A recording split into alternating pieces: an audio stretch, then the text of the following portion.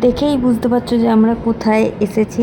তার পরের দিন হচ্ছে আমরা সবাই মিলে দুপুরবেলায় রেডি হয়ে বেরিয়ে গিয়েছিলাম, কারণ প্রথমে আমরা যাব চায়ঘাট, তারপরে ওখানে ক্যাফেতে খাওয়া দাওয়া করে তারপরে আমরা হচ্ছে বেরোবো গণেশ ঠাকুর দেখতে। তাই প্রথমে আমরা চায়ঘাটে চলে গিয়েছিলাম।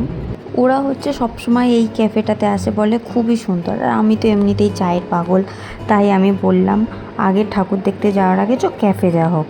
এই হচ্ছে সেই চায়ঘাট আর এই সব মেনু। আর এখান সমস্ত বসার জায়গা হচ্ছে বাঁশ দিয়ে ঘেরা ছিল, খুবই সুন্দর লাগছিলো। তার ওপরে পুরো ট্রি হাউসের মতো সাজানো ছিল, যে একটার ওপরে একটা পুরো ট্রি হাউসই লাগছিল। আর এখানে একটা ছবি তোলার ছোট্ট সুন্দর জায়গা করা আছে, যে যত ইচ্ছা ছবি তোলো, খুবই সুন্দর আসে ছবিগুলো। আর এই হচ্ছে আমাদের বসার সিট। আমরা উপরে হচ্ছে 4 জনের সিট, আর আমরা এত কজন ছিলাম তাই উপরে হবে না, তাই আমরা নিচে বসেছিলাম।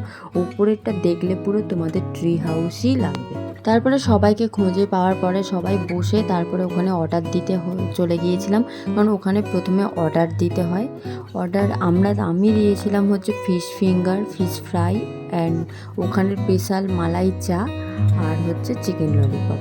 ওখানের অর্ডার দিয়ে আসার 5 থেকে 10 মিনিটের মধ্যেই সব অর্ডারগুলো চলে আসছিল।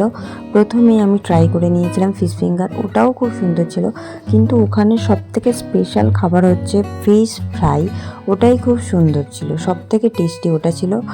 আর তারপরে আস্তে আস্তে চা চলে এসেছিলো। চা তো আমার অলওয়েজই ভালো লাগে, আর ওখানে চাটা খুবই সুন্দর ছিল। তারপরে কোল্ড কফিটাও ট্রাই করলাম, ওটাও ভালো ছিল। তারপরে আমরা সবাই চলে গিয়েছিলাম ঠাকুর দেখতে। পিছনে আমরা আগে, আমরা আগে, আমরা পিছনে পিছনে।